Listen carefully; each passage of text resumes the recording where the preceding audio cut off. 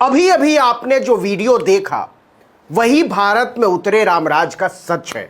और भारत भी क्यों, अयोध्या में उतरे रामराज का सच, जहां गरीबों की माचिस तक से टैक्स वसूलने वाली सरकार ने करोड़ों रुपए जला दिए, फूंक दिए। जिस रात अयोध्या में 12 लाख दिए जलाने का रिकॉर्ड बना, उसी रात का वीडियो है ये।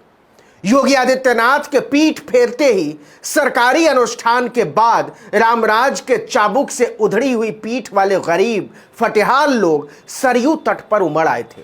छोटे छोटे बच्चे भी हाथों में खाली करस्तर लेकर कोलंबस की तरह ऐसे दियों की खोज में जुटे हुए थे जिनका तेल रामराज में होम होने से बच गया था, जिससे घर में तरकारी बन सके, दाल छौंकी जा सके, बदन में मालिश की जा सके। 250 रुपए किलो तेल बेचकर महंगाई मिटाओ का नारा उछालने वाले नरेंद्र दामोदर दास मोदी आधी रात को अयोध्या में लगे अभाव और अन्याय के इस मेले का मतलब कभी नहीं समझ पाएंगे। तो क्यों नहीं समझ पाएंगे इसका मतलब? क्योंकि उन्हें देश की हालत जनता में नहीं देखनी है। वो इसे नापते हैं अंबानी की दौलत से, अडानी की दौलत से, सेंसेक्स से, निफ्टी से, शेयर बाजार और म्यूचुअल फंड से। जिस रात अयोध्या में गरीब बच्चे दियों से बचा हुआ तेल जमा कर रहे थे, उसी रात लंदन में मुकेश अंबानी अपने नए घर का जश्न मना रहे थे। और इसे घर कहना भी गुनाह है, महल कहिए। जी हां, भारत के सबसे अमीर आदमी ने भारतीय राष्ट्रवाद की पतंग उड़ाने के लिए लंदन में नया महल खरीदा है। मुंबई के 27 मंजिला एंटीलिया में उनका दम घुट रहा था, तो ताजगी की तलाश उन्हें लंदन ले गई। बताते हैं कि कोरोना में लगे लॉकडाउन के समय से ही वो सोच रहे थे कि ऊंचाई तो ठीक है, लेकिन अब एक फैला हुआ घर चाहिए जिसमें बाग बगीचे हों, खुला मैदान हो, साफ हवा हो, साफ सड़कें हो, घूमने फिरने के लिए जॉगिंग ट्रैक हो, तैरने के लिए ताल तलैया हो, अपना पर्सनल गोल्फ कोर्स हो, वगैरह वगैरह। और ये सब उन्हें भारत में कहीं नहीं मिला। इसके लिए अंबानी ने अंग्रेजों से भारत की 200 साल की गुलामी का बदला लेने का फैसला किया। उन्हें सबक सिखाने के लिए लंदन के बकिंघम शायर में 300 एकड़ में फैले कंट्री क्लब के स्टोक पार्क में अपना नया घर बनाने का फैसला किया। जी हां, 300 एकड़ में फैला हुआ है कंट्री क्लब।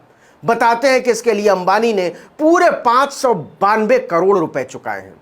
अब इतनी बड़ी डील के लिए 8 करोड़ तो उन्होंने प्रॉपर्टी डीलर को बख्शीश दे दिए होंगे, मतलब पूरे 600 करोड़ ही मान लीजिए। अंबानी ने छांट कर घर खरीदा है। स्टोक पार्क का यह महल 1908 में बनकर तैयार हुआ था।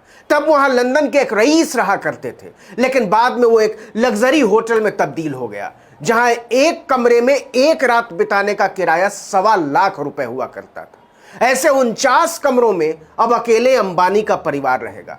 फाइनेंशियल टाइम्स की रिपोर्ट तो कहती है कि इस घर में जेम्स बॉन्ड सीरीज की 2 फिल्मों की शूटिंग भी हो चुकी है। दैनिक जागरण समूह के मुंबई से छपने वाले अंग्रेजी अखबार मिड डे की एक रिपोर्ट के मुताबिक इसका सौदा अप्रैल के महीने में ही हो गया था।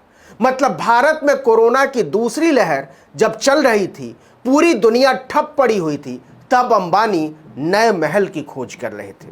अंबानी के इस नए महल में 49 कमरे हैं। जी हां, एक कम 50। अगस्त से लेकर अक्टूबर तक पूरे 3 महीने तक महल को भारत के सबसे बड़े धन्ना सेठ के हिसाब से तैयार किया गया है। और सुनिए, यह तो कुछ भी नहीं है। भारत में जो रामराज आया है वो जनता के लिए है। अंबानी इंडियन रामराज पर भरोसा नहीं करते, इसलिए उन्हें लंदन में अलग से अपना रामराज उतारना पड़ा है। इस महल में कोई मंदिर नहीं था, तो अंबानी परिवार इसमें एक मंदिर भी बनवा रहा है। इस मंदिर का डिजाइन बिल्कुल वैसा ही होने वाला है जैसा इनके मुंबई वाले घर एंटीलिया और रिलायंस के कई दफ्तरों में है। राजस्थान के एक शिल्पकार को संगमरमर से बने गणेश, राधा कृष्ण और हनुमान जी की मूर्ति बनाने का जिम्मा सौंप भी दिया गया है। और सुनिए, जब मंदिर बनेगा तो पुजारी भी चाहिए होंगे, तो मंदिर के लिए 2 पुजारियों की नियुक्ति भारत से की जाएगी। यह खबर आते ही बड़े बड़े कंप्यूटर ग्रेजुएट और एमबीए मंत्र और पूजा अनुष्ठान की विधि रटने लगे हैं। ऐसा मौका कोई रोज रोज तो आता नहीं है। एक और बात, इंग्लैंड में आदमी चाहे जितना बड़ा हो, इलाज सरकारी अस्पताल में ही करवाता है। प्रधानमंत्री भी करवाते हैं, क्योंकि वहां NHS यानी नेशनल हेल्थ सर्विसेज की सुविधाएं भारत के तमाम 5 स्टार प्राइवेट अस्पतालों से बहुत अच्छी हैं, और वो भी बिल्कुल मुफ्त। तो किसी को जरूरत ही नहीं पड़ती प्राइवेट अस्पताल की। लेकिन निजीकरण के बादशाह अंबानी का परिवार सरकारी अस्पताल में कैसे इलाज करवाएगा? इसलिए एक छोटा सा अस्पताल भी कैंपस में ही बनवाया जाएगा। इसके लिए रिलायंस फाउंडेशन अस्पताल जो कि मुंबई में है, उसके सीईओ ने अपनी टीम के साथ दौरा भी कर लिया है। बताया जा रहा है कि अस्पताल के लिए एक ब्रिटिश डॉक्टर की नियुक्ति भी की जा चुकी है और वो एक महिला डॉक्टर है। एक फिजियोथेरेपिस्ट समेत छोटी सी मेडिकल टीम की भी नियुक्ति हुई है। ये भी बताते हैं कि जिस डॉक्टर की नियुक्ति हुई है वो एनेस्थीसिया की एक्सपर्ट है और बाल रोग विशेषज्ञ। कहा तो यह भी जा रहा है कि चूंकि अंबानी परिवार अब लंदन के इस महल में लंबा समय बिताने वाला है, तो लंदन में ही एक अस्पताल खरीदने की भी तैयारी चल रही है। 2 अस्पतालों को तय भी कर लिया गया है। एक तो बुटीक अस्पताल है जो ऑलरेडी चल रहा है और दूसरा बनकर तैयार हो रहा है। इन्हीं में से एक को हां किया जा सकता है। अंबानी का क्या है, वो पूंजीवाद के ईश्वर हैं, जो चाहे कर सकते हैं। मेरा दावा है कि आप 600 करोड़ के मकान पर अटके हुए होंगे अभी तक, लेकिन 24 सितंबर 2021 को एक दिन में उनकी दौलत 16,765 करोड़ रुपए बढ़ गई थी। मतलब एक दिन की कमाई में वो ऐसे 3 महल खरीद सकते थे। ब्लूमबर्ग अरबपति सूचकांक के मुताबिक उस दिन उनकी दौलत 95 अरब डॉलर को पार कर गई थी। रुपए में बात करें तो 7,25,000 अरब रुपए।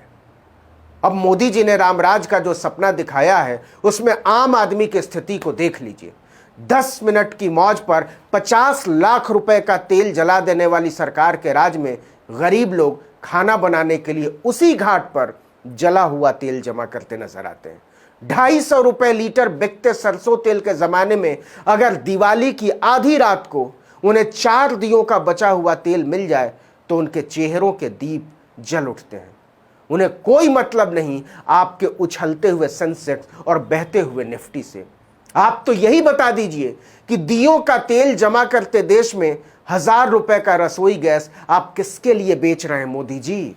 ऐसे लोग आपके रामराज में जलते हुए दीपक पर उदास हो जाते हैं और बुझ जाए तो खुश।